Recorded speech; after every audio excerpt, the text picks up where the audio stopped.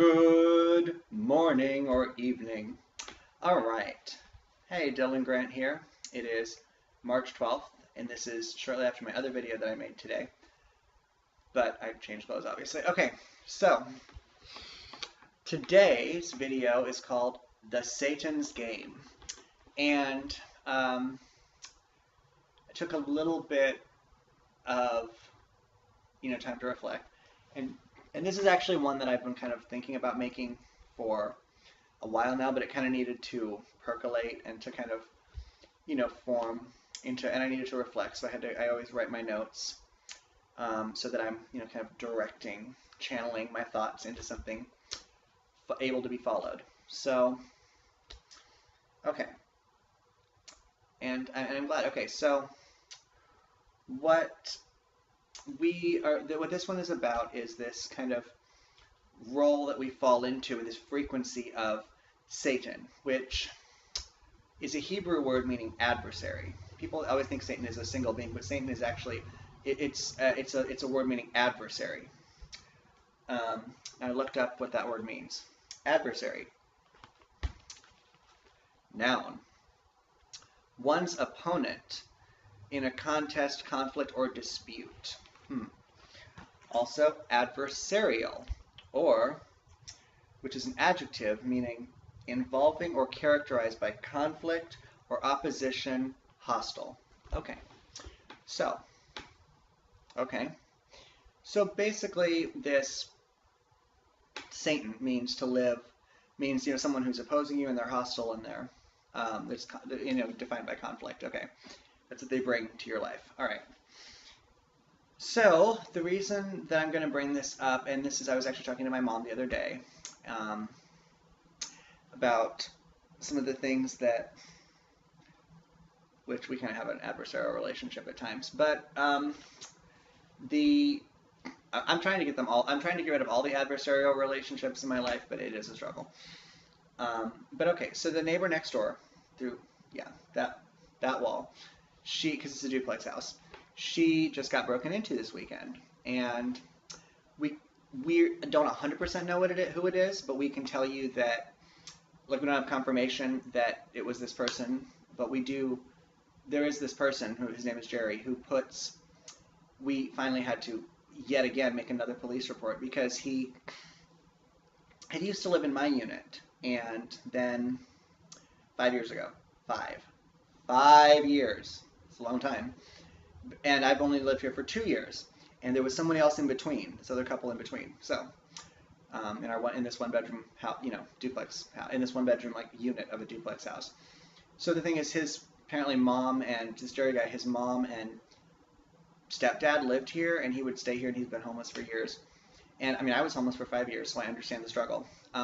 He came up one day and said, "Oh, hi, whatever," started talking to me and how he used to live in this house, and said his name was Jerry. I'm not going to say his last name for confidentiality reasons, but it's like I was like, "Oh, yeah, your mail still comes here. Cool." So whatever. So I gave it to him instead of, I always give it to the postman and have them send it back because I'm like, this person does not live here. Why is mail still coming here?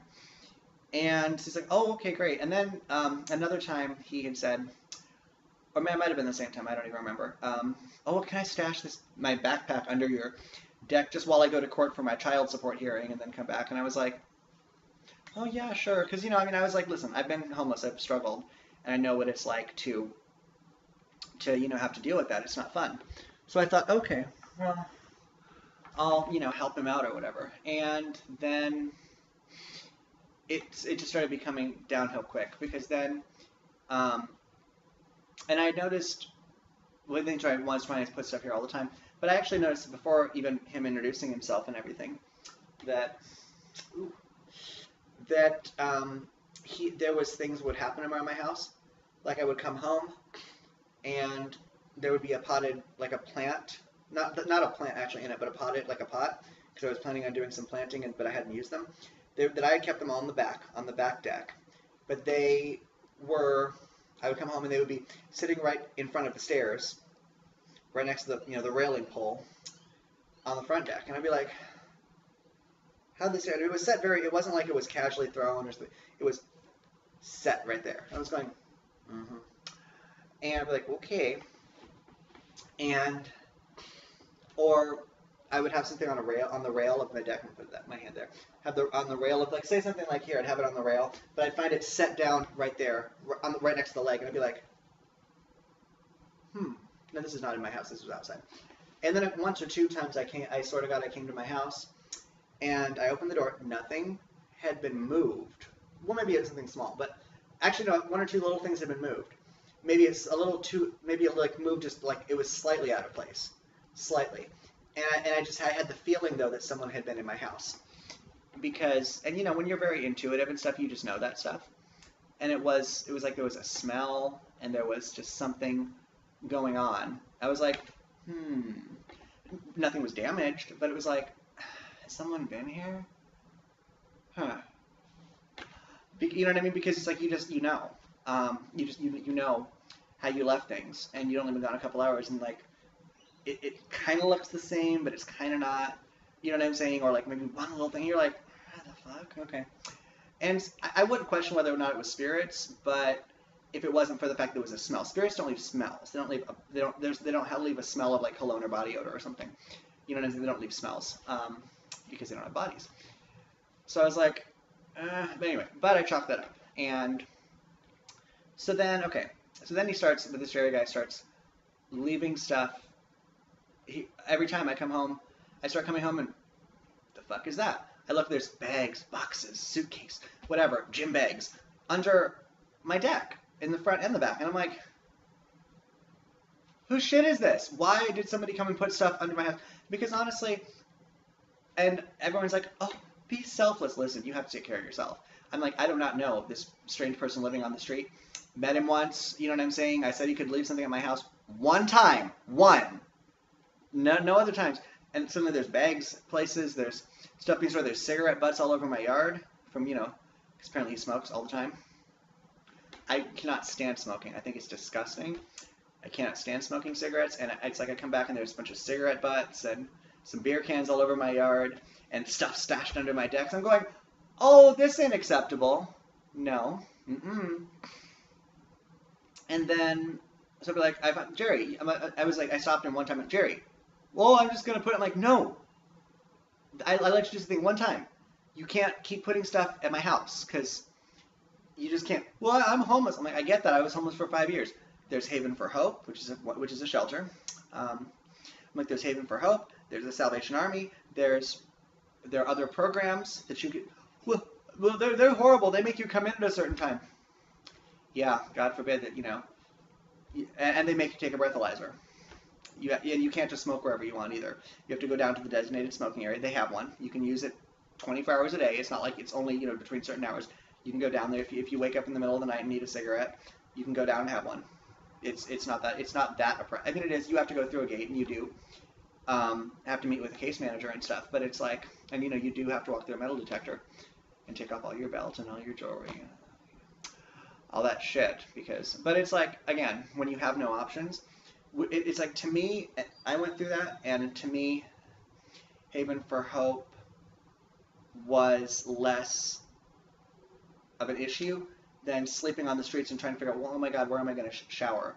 Where am I going to sleep? Is somebody going to fuck with me while I'm asleep? Are they going to come, if I sleep out in the woods or something with like a bag, are they going to go steal? Is somebody going to steal it in the middle of the night while I'm asleep? I don't know. I would have rather gone to the shelter, and I did. And, oh no, they're oppressive there. I'm like, okay, I get that. Maybe that some people think that's oppressive, but it's not my problem to store your shit in my house. Like, it's just not. I'm not responsible for making your life easier. If what I went through is not something that you could do, that's fine. I understand that, but don't expect me to, like, you know, bend over backwards to make your life easy. You know what I mean? So you can go out on the street and, like, beg for money and fucking drink and smoke cigarettes all the time and fucking trash my house and trash my yard. Like, well, he didn't trash inside my house. To my knowledge, he has not been in my house. To my knowledge, well, he's not. I can't verify that he's been in my house. Again, somebody was in my house a couple of times, I'm pretty sure. I don't know who. Could have been him. Could have. I don't know. But I can tell you this. He's never been invited in my house. And that's what I'm saying. You have some of these people that, and again, he's, you know, out there smoking cigarettes, leaving like beer cans all over my yard. you know, and cigarette butts and stuff, and which I'm sure my trees don't love. Stashing a bunch of stuff under my deck. I'm like, that's not gonna work. You can't like, I'm not gonna entertain that in my life, in my reality. And when it finally broke, he goes banging on my door at 9 at night. I need to put this in your house. And like trying to shove me. I'm like, listen. I was like, I'm done being nice. You can't put anything else in my house. You can't do anything else. I have an appointment tomorrow. I don't have time for all this shit. You know, I'm getting ready for my appointment. He goes, and you need to be available. But I'm like, listen, because I thought at first, to be nice that time, I thought, hey, well, if you can come and get it before 10 because I have to leave at 10 for an appointment. Well, no, you'll have to be around at this time. I said, oh, no, bitch. That's not how it's going to work. I need to rearrange my schedule for you, homeless motherfucker on the street? No. No, that's not going to happen. So that was kind of, and I was like, oh, no, you can't have stuff anymore. Then I went, and then, of course, they go, I have all these issues, and no, I'm like, yeah, I don't give a fuck. Okay. Not my problem. Which, honestly, was something that my aunt had told me when I was in a very down-and-out place and living at her house, because she was trying to help me, but the PTSD and the panic attacks and the hallucinations and which actually maybe not all of them were hallucinations, maybe some of them were actually spirits that were literally fucking with me, because when you do have that awareness and that third eye stuff, you are a fucking target. You absolutely are, because they can see you and they like to fuck with you. So I don't really know how much of it was hallucinations and how much of it was just me being caught up in my own subconscious, unconscious and infraconscious mind. But the thing is that it sucked, and I was alienating her, and so it's like she told me I had to like get my shit together, and so I came to San Antonio. So, and obviously I've done well. I have this beautiful house full of crystals, other crystals too, but and stones and just loveliness. So I have my disability now. Only took almost 5 years. 4 years of specifically of court battles and stuff. But yeah, no. So it was good, and and we're cool and everything. So, and I love my auntie, and I still apologize to her about what was happening after the army, when I was in my really PTSD stage. She's just like, okay, but you're not that person now. And I'm just like, I know, but I still feel guilty. But anyway. So the thing is that, so this person's like, oh, I have all these issues. I'm like, I finally started learning about that. Nope, I don't give a fuck now attitude. But okay, so what it says is on my notes. It says adversarial relationships and how to walk away from those people and recognize the matrix roles we fall into. I've fallen into this matrix role, which was against being stuck, I think, in a lot of my own subconscious and unconscious and infraconscious thoughts, lower fifth hell, where it was like, because my aunt and my mom and my dad, they all went to Marquette University, which is a big school, big. You know what I'm saying? It's a very hard, especially in the 70s, it was one of the top, Catholic colleges you can go to. And so, even though my mom she has had some, issues with herself, it's like, I sort of thought that was the real world, because, like, well, and sure, I mean, I had, like, seen people that were down and out and stuff, and, like, I mean, my mom and I did actually used to feed a homeless guy. I'm sorry, my allergies are horrifying. I know I keep wiping, because it's just, and it's not snot, it's just, it's like, it's this stuff, it's like, it's itching the hell out of my face. Okay. It's itching me everywhere. But, because it's Texas in spring. But the thing is, no, we would actually feed this homeless guy, and it was, whatever. He was just very grateful to have food brought to him every day. We would just bring him food, and we'd pass him he'd always be in the same spot in front of Wells Fargo Bank. We would always feed him, on the way to walk to school, which was the next block. So it's like, I saw down and out people, and, and my aunt always had her degree, and she was very respected. And she's a very hardworking, very, very intelligent, very educated person. And so I and again, I'm a very self-educated person. I mean, I'd go to a lot of things, like whenever there's free lectures and things like that, and opportunities to engage and to educate yourself. Yes, I always go to those, because that's just Northern California culture. You're always trying to improve yourself, and it's like, you think everyone's supposed to be like that. So, so that's kind of the thing that I thought was like normal. And then I'm just going to get a degree and be just like my aunt, or, you know, be like my mom if she made better business decisions, and, you know, have the degree and have everything. And then my life would be all perfect and I'd have all this money, but oh my God, then I was going to have to, you know, and I could have all the plastic surgery I always wanted, because I was so deformedly ugly since my family never even expressed that they loved me and always told me all this bullshit, and that I needed validation from the world, which I don't, and I know that now. But, okay, so the matrix roles we fall into. Since I kind of fell into that feeling sorry for myself and being mad at my aunt, or, you know, at school being like, you know, whatever, the role that I would fall into, or trying to be the person that I thought the matrix, the world around me, the world culture wanted me to be. And it was not a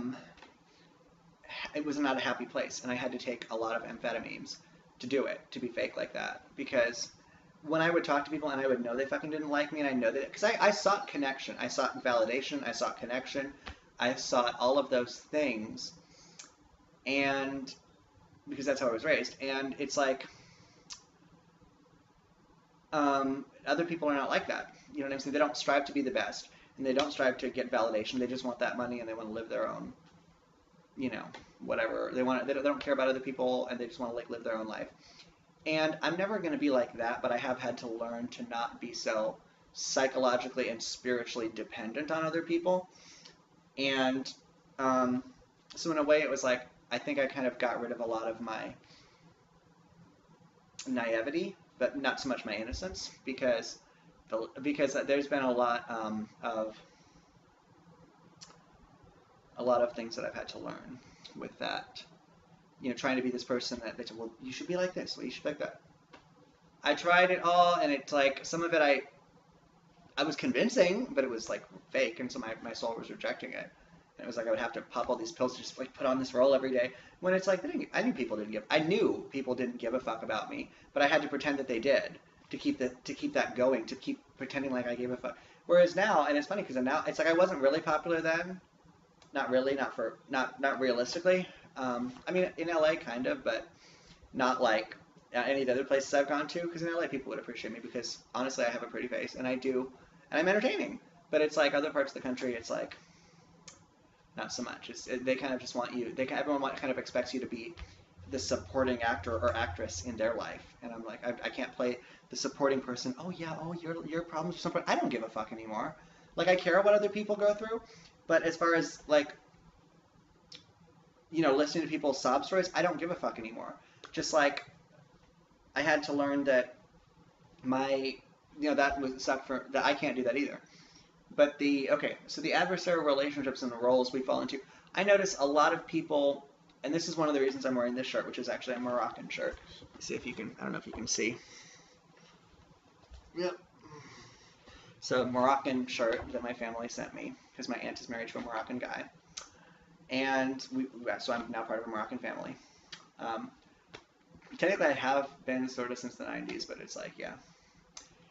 But I actually got to go like 2 years ago, and I'm going back again.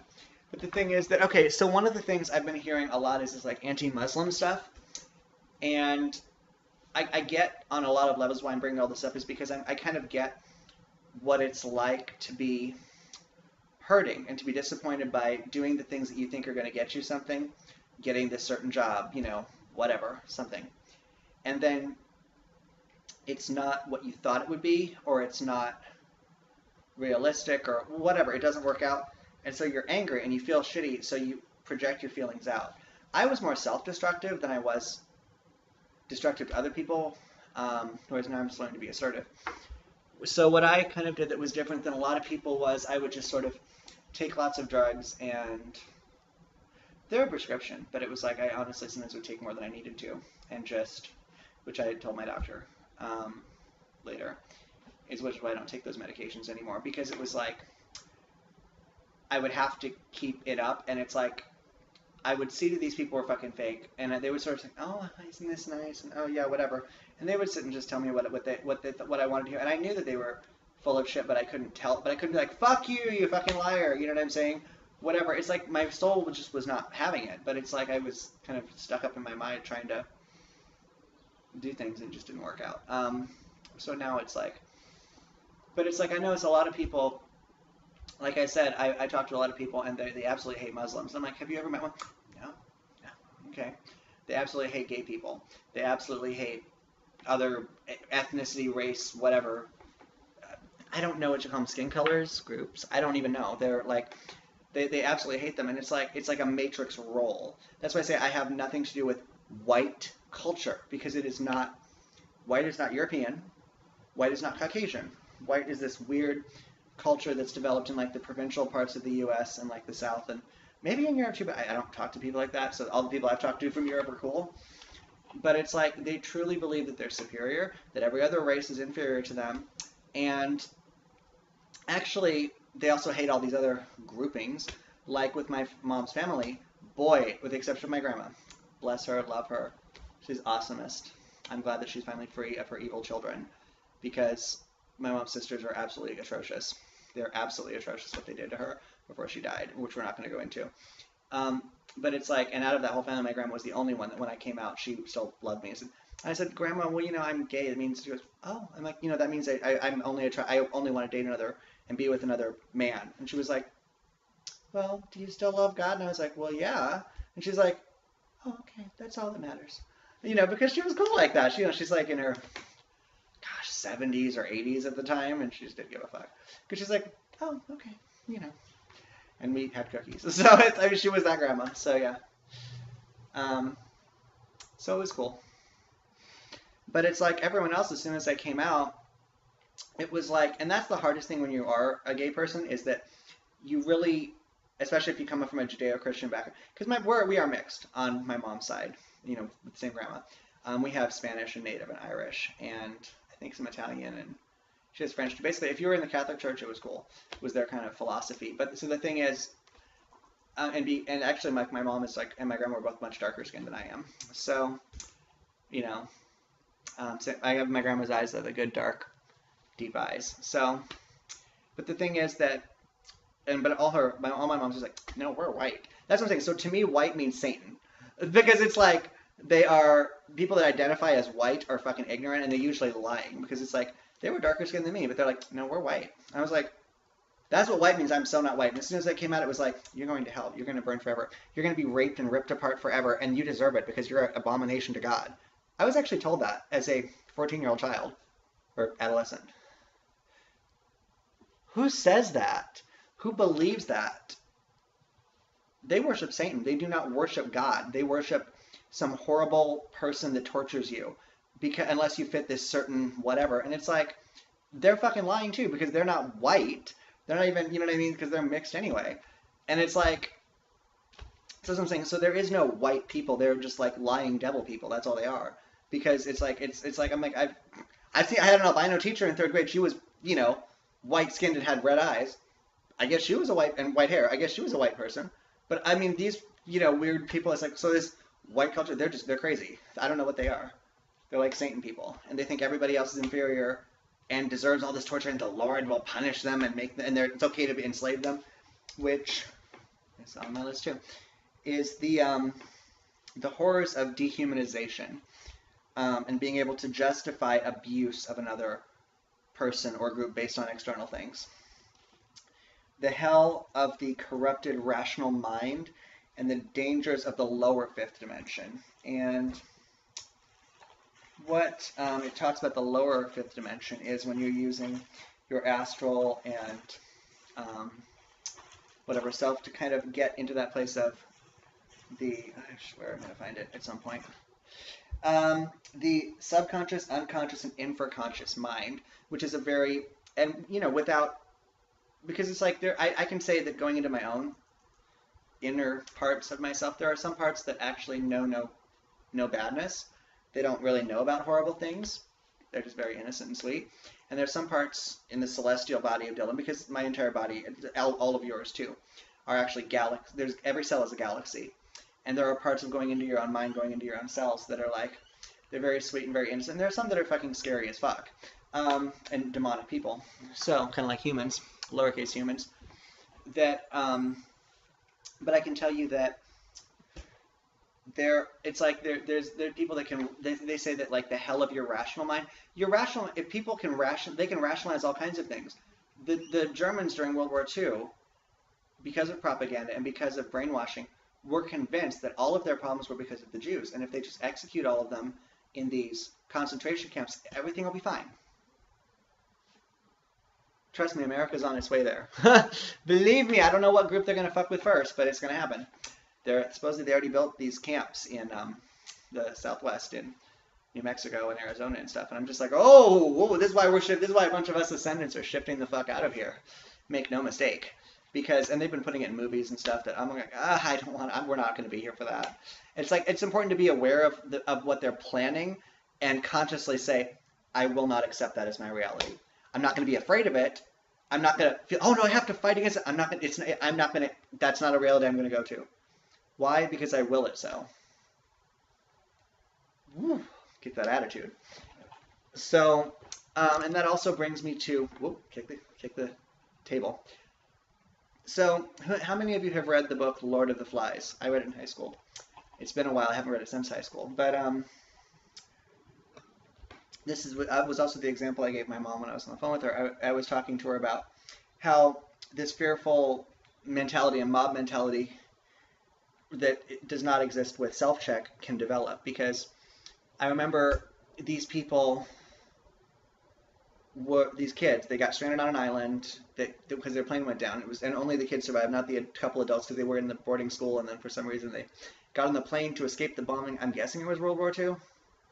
I don't know, British children. And they're on this island, and they have to figure everything out, and the older boys take the lead, and later some little kids start disappearing, and they're like, oh, it's the beast. There's a beast in the forest, and the beast is gonna whatever. And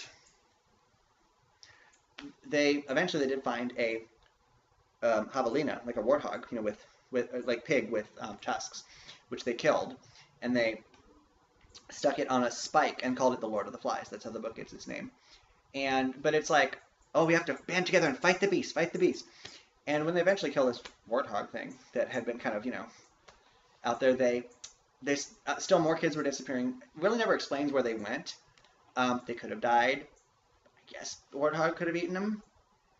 But the thing is, they never really, actually, I don't remember it ever explaining whatever happened to these kids, but you see them, after they kill the warthog, they're, no, the beast is still out there, we didn't get the beast. And at one point, they're all, no, we're going to go hunt the beast, and they get in this mob mentality, and they go out and they wind up killing one of the other boys. Like, no, he's the beast, this is the beast, because the Simon kid that had kind of strayed away from the group and going, no, this is just weird, and like, whatever, and they wind up killing him. They're like, no, he's the beast, and they wind up killing him and throwing him over the cliff. And I'm just like, fuck, like, how do they, and then they're in denial about what they did. No, it was just the beast. No, we killed the beast. I'm like, you killed one of your friends. You know what I'm saying? But it's like, so that's what I'm saying, is that the mob mentality and that kind of crazed, fear-based, very whatever delusional attitude can really make you crazy. You can do these horrible things and then be like, that never happened. I'm going, what the fuck? But I've seen it. That's why I bring it up, because I have actually seen people. Like, I hear these people that sit there and say some things like, because I've lived in the provincial parts of the U.S. I lived in Iowa and South Dakota for a while. And right around Interstate 29 area, Sioux City, Iowa, Meckling, South Dakota. And I went to high school in Scotland, South Dakota. And I can honestly say that I've met a lot of people that have that really provincial attitude. They know that gay people are the devil and that they're all going to burn in hell. Have they ever met one? Nope, because they're the devil. Okay. They know that and it's predominantly white, Caucasian, there. They know that all black people are inferior and all Muslims are terrorists and all whatever. And then you're like, what the fuck? This is not even real. And I did say this, it's like, so I was in a Burger King there one time, and someone was like, asked my friend and I who were getting food, oh, are you two dating? And I was like, no. Oh, I was like, oh, no. And I'm like, oh, no, we're just friends. And, I date guys anyway. Okay. She goes, well, then you're going to get AIDS and die. This is the chick that is giving us our food at the counter. I'm thinking, fuck, really? Wow. But it's like there are people that just, they think these horrible things and they can rationalize that that's okay. I mean, do I know risks about a lot of things? Sure, but I'm not going to go to people and say some shit I mean, there's calling a spade, and then there's just straight up being evil. And I mean, that was just very general. That was like a generality or a propaganda kind of thing. I don't even know. But it's like that's becomes very. It's like it's that added. I'm really having trouble putting it in words. This is why I'm rambling a little. There's people that really have that. Oh, they're not the same as us. They're whatever. So it's like whatever. I mean, I've met a lot of these. This is why I watched this interview and they talked about it was I think Netanyahu in Israel was saying, well, they think that we're the little Satan and the United States is the big Satan. I'm like, well, but the thing is, you realize there are people that are like that really do operate on that Satan frequency where they're going, no, this is the enemy. They're the evil people. And I'm going, honestly, all the fucking governments are evil. Look, when you start getting your third eye and you start seeing all the stuff from the psychic plane, you're looking, you're like, oh my God, there's some shit that goes on this planet. They're all fucking evil. I'm sorry. I hate to break your bubble if you're a very innocent person. All governments have done evil things on this planet. There's not one that's clean. All of us individuals have done some evil shit.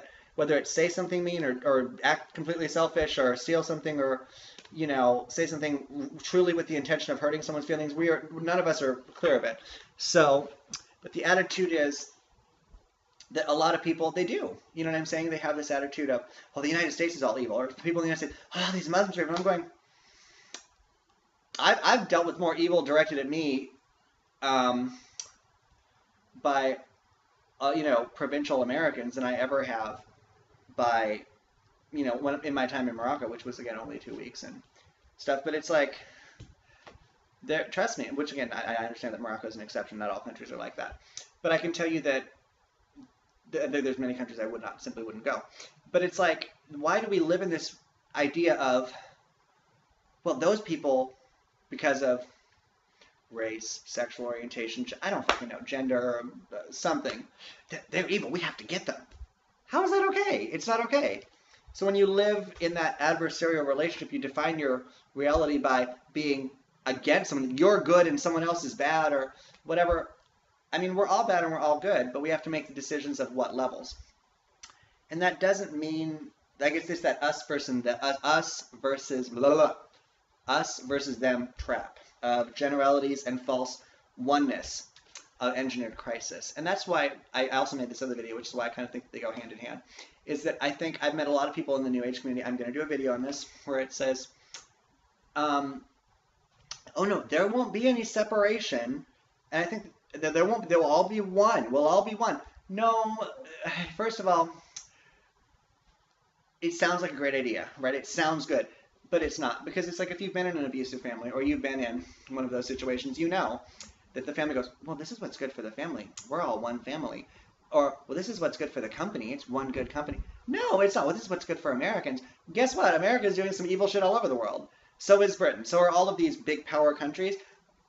There's evil in every country, but they can justify it as what's good for us, for the one country. And you think that in a one world government, it won't be the same shit. That somebody won't be the slave class. That some groups won't be the slave classes supporting the bourgeois. People. It's exactly the same problem, and it's going to be the same problem. This one world government, which they talk about in Revelation, it's going to be the same problem. It was the same problem in Atlantis. I remember it. I was there. I was there in Lemuria too. Or maybe I'm still there because not all incarnations are linear. I don't really know. I was there in the Machine Kingdom, the future timeline that a lot of people are going to. So, the reason that becomes such an evil place and such a horrible is that they use technology. I'm using technology right now, recording this video, but they're using this technology for the sake of dividing, of oppressing and subjugating each other, and keeping, basically definitely the slave and worker classes. Whatever. So it's again, it's how you use things. It's not the technology itself that has ever become evil. It's that how it's used. Magic can be used for good or bad. A lot of things.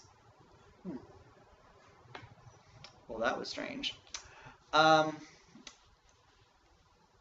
Things can be used either for good or bad, but the thing is, you have to decide, you know what I mean, how you're going to use things and be aware of what you're doing. So, I think that the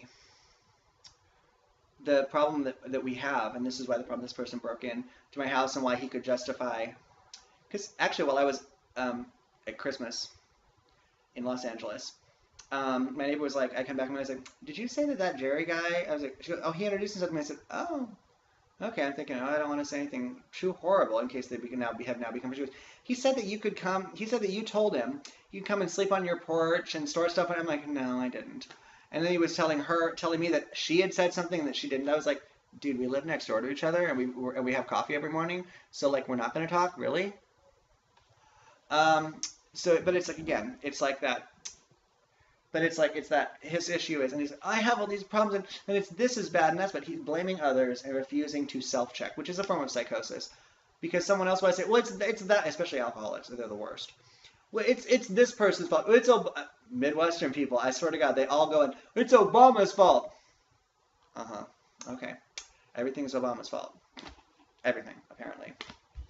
And he was really born in somewhere in Africa, and he's a Muslim, something, whatever. I'm like, okay. But again, they live in that Satan frequency. Just like I've met these people that are going, well, all these gay people are I'm like, which surprisingly not everyone that I've met here actually even knew I was gay right away, because for a while, again, when I was nice and Medicaid, I would just be very, very quiet. And they wouldn't know. Or I guess I'm not whatever enough that they just think that I'm one of those weird artsy people, which I am. But yeah, so it's like you hear all kinds of horrible things. I've heard all kinds of horrible things against, because that's how these people have to live. It's how they define their reality, and is that they have to be the good, and other people have to be bad, and that in itself is kind of a problem. Now you can recognize somebody as being dangerous, as being unhealthy. This Jerry person that wanted to come and go in my property, wanted to lie to my neighbor, wanted to lie to me, apparently now broke into a house. Her house was actually broken into. The screen on the window was jammed open and like dented about 2 inches, something like that, ripped off there, and somebody went in her house. So while she was gone, and that same day, Jerry had put a bunch of stuff onto the house. So we're going, did he break in? Someone broke in. I don't know. But it's like, trust me, a lot of people will get into that trap of blaming other people. But myself and her, we made several police reports now about him needing to stay off the property. We put up no trespassing signs. Or we bought them. I have to put them up tomorrow. But it's like that's how it really is. Some people, and that's a judgment call of, hey, this person is not respecting you. This person is not conscientious of the fact of things, and it's not taking subtle hints. Or they're just, they have their own issues, so they're not going to be the person that you're going to talk to. Having to do that does not make you a bad person. It does not make you judgmental. It makes you assertive. And so that's just this decision we'll all have to make, is how to assert ourselves. But a lot of people, they go, no, it's those people's problem. It's them. It's like, no, not always. We do live in a world with a lot of problems, but mostly we are creating a lot of problems in the sense that we are willing to go along with the mob mentality for whatever. It's very hard to stand alone in your own beliefs. It's very hard to say, no, I'm not taking this side or this side that hate each other. Fuck you, I'm on my own side. I'm on the light side. I'm like about sharing light and information, because you both can't be wrong, but you both can't be right either. And so it's taking that third option of not getting into a bunch of getting dragged into other people's drama. And I think that is actually why the separation is going to be coming, because it's quite literally not possible to physically be incarnated with people that demand that you take one of their sides, or they'll kill you. Or they'll put you in camps because, well, you're the crazy one. Trust me, it's coming. It's coming for those that stay in this frequency of 3D and stay accepting that Satan frequency. That they will. There are horrible things that are being planned for this planet. But again, that's not the only future. You have to start saying, I'm aware of it. I'm aware of this stuff, and what do I decide? I decide I'm not going to be that person. I decide I'm not. But that means, what does being that person entail? What would entail? Living by generalities, living by willful ignorance, saying, oh, all of these people, insert group here, are the problem, without even getting to know the people, without even getting to research the people. That is how you become stuck in that Satan game, and that of blaming, oh, it's this adversary, it's Satan, it's this adversary that's doing it to me. No, because because you know what I mean. You're stuck in a polarity pissing contest, for lack of a better word, and that's a problem. You don't want to wind up that person. So so as far as don't be like Lord of the Flies and be getting into this. Oh, no, it's those people. It's this beast, this adversary out there. They're the problem, and then you wind up going and killing somebody innocent. Which actually was even on an episode of Buffy. Remember when her and Faith killed somebody accidentally? They actually accidentally killed a human instead of a vampire. But it was like, again, because it's like when you get into that crazed, whatever, it does become that way. So make no mistake, you need to center yourself and get rid of all this bullshit that you hold on to. All of you, me, everyone, us, we, the ascending group, is that we need to get rid of all this programs and conditioning and move into a higher frequency. But understand that that does mean in your own mind you're saying, I'm not going to take side A or B. I'm going to take side whatever, X, I don't fucking know, which is staying out of other people's bullshit, oppositional polarity, adversarial polarity life, game, whatever, frequency. So, and that's really what you'll have to do. That's what we will have to do.